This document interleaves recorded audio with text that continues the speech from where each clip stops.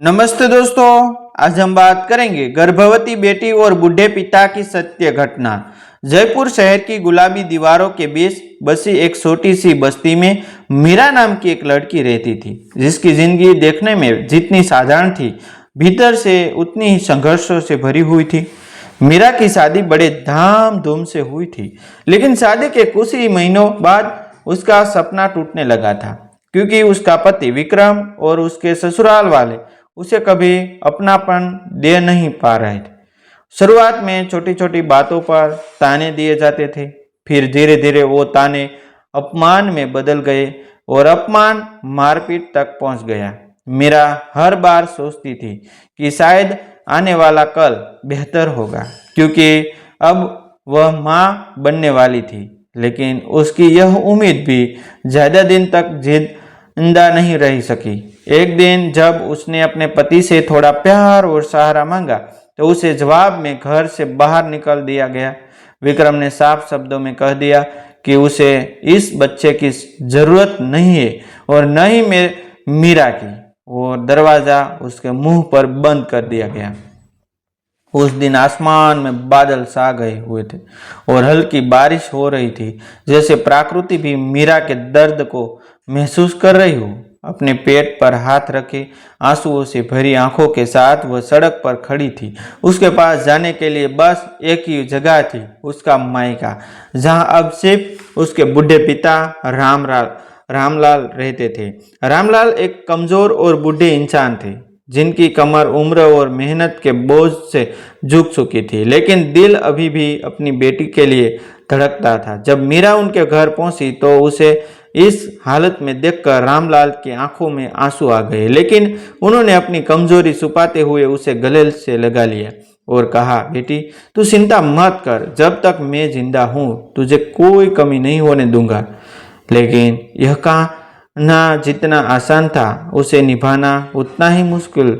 रामलाल के पास कोई पक्की नौकरी नहीं थी, कभी मजदूरी मिल जाती थी तो कभी नहीं। अब जब मीरा गर्भवती थी तो उसकी देखभाल के लिए पैसे की जरूरत और भी बढ़ गई थी। ऐसे में रामलाल ने फैसला किया कि वो किसी भी हालत में काम ढूंढेंगे, चाहे उन्हें कितनी भी मेहनत क्यों न करनी पड़े। कुछ ही दिनों में उन्हें शहर के बाहर एक ईंट के भट्ठे पर काम मिल गया। वहाँ काम बेहद कठिन था। सुबह सूरज निकलने से पहले काम शुरू होता और देर शाम तक चलता। धूप इतनी तेज होती कि शरीर जलने लगता, लेकिन रामलाल के लिए ये सब मायने नहीं रखता था। उन्होंने दिमाग में बस एक ही बात थी, अपनी बेटे और आने वाले बच्चे का भविष्य। हर दिन रामलाल ईंटें ढोते, मिट्टी गूंथते और भट्ठे की आग के सामने घंटों खड़े रहते। उनकी हथेलियां सिल गई थी, पैरों में छाले पड़ गए थे, लेकिन उन्होंने कभी शिकायत नहीं की। मीरा कई बार उन्होंने रोकने की कोशिश करती रही, कहती कि वो इतनी मेहनत ना करे, लेकिन रामलाल हर बार मुस्कुरा कर कहते, बेटी ये मेहनत नहीं, यह मेरा फर्ज है। मीरा अपने पिता की हालत देखकर अंदर ही अंदर टूट जाती थी। उसे लगता था कि अगर उसकी जिंदगी में यह सब नहीं होता तो उसके पिता को इस उम्र में इतनी मेहनत नहीं करनी पड़ती। दिन गुजरते गए और मीरा का पेट धीरे धीरे बढ़ता गया। उसकी सेहत भी कमजोर होती जा रही थी, क्योंकि खाने पीने का पूरा इंतजाम करना आसान नहीं था। कई बार ऐसा होता कि घर में बस दो ही रोटियां होती, एक रामलाल खाते और दूसरी मीरा को दे देते, लेकिन मीरा समझ जाती और आधी रोटी उन्हें वापस दे देती। दोनों एक दूसरे के लिए जी रहे थे, एक दूसरे के लिए संघर्ष कर रहे थे। एक दिन भट्टे पर काम करते वक्त रामलाल अचानक चक्कर खाकर गिर पड़े। तेज धूप और लगातार मेहनत ने उनके शरीर को तोड़ दिया था। बाकी मजदूरों ने उन्हें उठाकर एक किनारे बैठाया और पानी पिलाया। उस दिन पहली बार रामलाल को महसूस हुआ कि उनका शरीर अब पहले जैसा नहीं रहा, लेकिन फिर भी उन्होंने काम बंद नहीं किया, क्योंकि उन्हें पता था कि अगर उन्होंने काम छोड़ दिया तो घर में सुलह नहीं चलेगा। उधर मीरा की हालत भी दिन ब दिन खराब होती जा रही थी। उसे डॉक्टर के पास ले जाने के लिए पैसे नहीं थे और पास के सरकारी अस्पताल में भी लंबी लाइनें होती थी। फिर भी वह हर दर्द को सहते हुए बस एक ही उम्मीद में जी रही थी कि उसका बच्चा इस दुनिया में आएगा और उसकी ज़िंदगी में कुछ खुशियाँ लेकर आएगा। एक रात मीरा को अचानक तेज दर्द शुरू हुआ। बारिश हो रही थी और बाहर अंधेरा था। रामलाल घबरा गया क्योंकि उनके पास ना तो कोई बहाना था और ना ही कोई मदद। उन्होंने तुरंत पड़ोसियों से मदद मांगी, लेकिन सब ने अपने अपने बहाने बना लिए। आखिरकार रामलाल ने फैसला किया कि वो अपनी बेटी को खुद ही अस्पताल ले जाएंगे। उन्होंने मीरा को अपनी पीठ पर उठाया और बारिश में भीगते हुए कीचड़ भरे रास्तों से गुजरते हुए कई किलोमीटर दूर अस्पताल की तरफ चल पड़े। उनकी सांसें तेज हो रही थी, पैर कांप रहे थे, लेकिन उन्होंने हार नहीं मानी। हर कदम के साथ उनका शरीर जवाब दे रहा था, लेकिन उनका फैसला उन्होंने आगे बढ़ा रहा था। रास्ते में कई लोग उन्हें देखते रहे, लेकिन कोई मदद के लिए आगे नहीं आया। उस रात एक बुढ़ा पिता अपनी गर्भवती बेटी को बचाने के लिए पूरी दुनिया को लड़ रहा था। आखिरकार कई घंटों की मेहनत के बाद रामलाल अस्पताल पहुंच गए।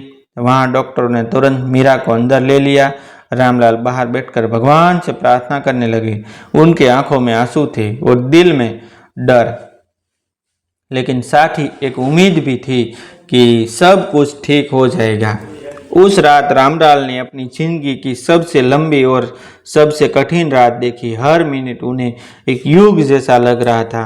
उनके दिमाग में बस एक ही ख्याल था, अगर उनकी बेटी और उसका बच्चा ठीक है रहे तो वो हर दर्द सहने को तैयार है। अस्पताल के उस ठंडे और खामोश गलियारे में रामलाल की आंखें दरवाजे पर टिकी हुई थी, जहां अंदर उनकी बेटी मीरा जिंदगी और मौत के बीच संघर्ष कर रही थी। हर गुजरता हुआ पल उनके दिल की धड़कन को और तेज कर रहा था। उनकी हथेलियां पसीने से भीगी हुई थी और होठों पर बस एक ही प्रार्थना थी, हे भगवान, मेरी बेटी और उसके बच्चे को बचा लेना। रात धीरे धीरे बीत रही थी, लेकिन रामलाल के लिए समय जैसे थम गया था। करीब 3 घंटे बाद ऑपरेशन थिएटर का दरवाजा खुला और एक नर्स बाहर आई। रामलाल घबराकर तुरंत खड़े हो गए। नर्स ने हल्की मुस्कान के साथ कहा, बधाई हो, आपकी बेटी ने एक बेटे को जन्म दिया है, दोनों सुरक्षित है। यह सुनते ही रामलाल के आंखों से आंसुओं की धारा बह निकली। उन्होंने हाथ जोड़कर भगवान का धन्यवाद किया और वही जमीन पर बैठ गए। उनके लिए यह सिर्फ एक खुशखबरी नहीं थी, बल्कि उनकी सारी मेहनत, दर्द और संघर्ष का फल था। कुछ देर बाद उन्होंने मीरा और बच्चे से मिलने की अनुमति मिली। मीरा बेहद कमजोर थी, लेकिन उसके चेहरे पर एक सुकून था। उसकी गोद में छोटा सा मासूम बच्चा था, जो अपनी आंखों बंद किए शांति से सो रहा था। रामलाल धीरे धीरे उसके पास गए, कांपते हाथों से बच्चे के सिर पर हाथ फेरा और बोले, बेटी, तूने तो मेरी जिंदगी बदल दी, अब सब ठीक हो जाएगा। मीरा की आंखों से आंसू बह निकले, लेकिन इस बार ये आंसू दर्द के नहीं, बल्कि खुशी और राहत के थे। अस्पताल से छुट्टी मिलने के बाद दोनों वापस अपने छोटे से घर में लौट आए। अब घर में एक नई जिम्मेदारी थी, एक मासूम जिंदगी जिसे संभालना था। आर्थिक स्थिति अभी भी कमजोर थी, लेकिन रामलाल ने हार नहीं मानी। उन्होंने फिर से भट्टे पर काम शुरू कर दिया और इस बार उनके अंदर पहले से भी ज़्यादा हिम्मत थी। अब वो सिर्फ अपनी बेटी के लिए नहीं, बल्कि अपने नाती के भविष्य के लिए भी काम कर रहे थे। मीरा भी धीरे धीरे संभालने लगी।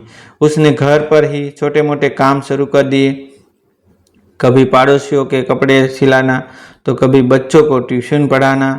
वह अपने पिता का बोझ हल्का करना चाहती थी। दिन कठिन जरूर थे, लेकिन अब उनके घर में एक नई उम्मीद थी, जो हर मुश्किल को छोटा बना देती थी। उधर विक्रम की जिंदगी भी पूरी तरह से बदल चुकी थी। जिस दिन उसने मीरा को घर से निकाला था, उस दिन उसे लगा था कि वह सही कर रहा है, लेकिन समय के साथ उसे अपनी गलती का एहसास होने लगा। उसके घर में अब शांति नहीं थी। उसके माता पिता भी उससे दूर दूर रहने लगे थे। समाज में उसकी छवि खराब हो गई थी। लोग उसे ताने मारते थे कि उसने एक गर्भवती पत्नी को घर से निकाल दिया। एक दिन विक्रम को अपने एक पुराने दोस्त से पता चला कि मीरा ने एक बेटे को जन्म दिया है और वह अपने बूढ़े पिता के साथ बहुत मुश्किल हालत में रह रहा है। यह सुनकर विक्रम के अंदर कुछ टूट गया। उसे अपनी गलती का गहरा पछतावा हुआ। उसने फैसला किया कि वह मीरा से माफ़ी मांगेगा और उसे वापस अपने घर लाएगा। अगले ही दिन वह मीरा के घर पहुंचा। दरवाजे पर पहुंचते ही उसके कदम रुक गए। उसे समझ नहीं आ रहा था कि वह अंदर आए जाए या नहीं। आखिरकार उसने हिम्मत जुटाई और दरवाज़ा खटखटाया। दरवाज़ा रामलाल ने खोला। सामने विक्रम को देखकर उनके चेहरे पर गुस्सा साफ झलक रहा था। तुम यहाँ क्या करने आए हो? रामलाल ने कड़े स्वर में पूछा। विक्रम ने सिर झुका दिया और धीमे स्वर में कहा, बाबा, मुझे बहुत बड़ी गलती हो गई। मैं मीरा और अपने बच्चे को लेने आया हूँ। मुझे माफ़ कर दीजिए। रामलाल की आंखों में गुस्से के साथ साथ दर्द भी था। उन्होंने कहा, जिस दिन मेरी बेटी को सबसे ज़्यादा तुम्हारी ज़रूरत थी उस दिन तुमने उसे घर से निकाल दिया। आज जब तुम्हें अपनी गलती का एहसास हुआ तो तुम वापस आ गए। क्या तुम्हें लगता है कि सब कुछ इतना आसान है? इतने में मीरा भी बाहर आ गई। उसने विक्रम को देखा लेकिन उसके चेहरे पर कोई भाव नहीं था। वह अब पहले वाली कमज़ोर मीरा नहीं रही थी। उसने अपने संघर्षों से खुद को मजबूत बना लिया था। विक्रम उसकी तरफ बढ़ा और बोला, मीरा, मुझे माफ़ कर दो। मैं तुम्हें और अपने बेटे को वापस घर ले जाना चाहता हूँ। मैं सब ठीक कर दूंगा। मीरा कुछ पल चुप रही। फिर उसने शांत लेकिन मजबूत आवाज़ में कहा, विक्रम, जब मुझे तुम्हारी ज़रूरत थी तब तुमने मुझे अकेला छोड़ दिया। मेरे पिता ने इस उम्र में मजदूरी करके मुझे संभाला, मुझे जिंदा रखा। आज अगर मैं और मेरा बच्चा सुरक्षित है तो सिर्फ उनकी वजह से। अब मैं किसी पर निर्भर नहीं हूँ। विक्रम ने फिर से माफ़ी मांगी लेकिन इस बार मीरा के फैसले में कोई डगमगाहट नहीं थी। उसने साफ कह दिया कि वह अब अपने पिता के साथ ही रहेगी और अपने बच्चे को खुद पालेगी। यह सुनकर विक्रम के पास कोई जवाब नहीं था। वह चुपचाप वहां से चला गया, अपने किए पर पछताता हुआ। समय बीतता गया। रामलाल, मीरा और उसका बेटा तीनों ने मिलकर एक नई जिंदगी शुरू की। मुश्किलों अभी भी थी लेकिन अब उनके पास एक दूसरे का साथ था। मीरा ने अपने बेटे का अच्छे संस्कार दिए और अच्छे पढ़ाने लिखाने का पूरा प्रयास किया। कुछ सालों बाद वही बच्चा स्कूल में टॉप करने लगा। उसकी मेहनत और लगन देखकर सभी हैरान थे। लोग कहते थे कि यह उस बुढ़े मजदूर और उसकी बेटी की मेहनत का फल है। रामलाल अब पहले से ज़्यादा बुढ़े को सुख के थे लेकिन अब जब भी अपने नाती को पढ़ाते दिखते रखते तो उनके चेहरे पर गर्व की चमक आ जाती। उन्हें लगता था कि उनकी जिंदगी की सारी मेहनत सफल हो गई। यह कहानी हमें सिखाती है कि रिश्ते खून से नहीं बल्कि साथ निभाने से बनते हैं। एक बुढ़े पिता ने अपनी बेटी के लिए जो किया वह किसी भी इंसान के लिए प्रेरणा है और मीरा ने यह साबित कर दिया कि अगर इंसान में हिम्मत हो तो वह किसी भी मुश्किल को पार कर सकता है। डिस्क्लेमर, यह कहानी वास्तविक घटनाओं से प्रेरित है लेकिन पात्रों के नाम, स्थान और कुछ विवरण गोपनीयता बनाए रखने के लिए बदल गए हैं।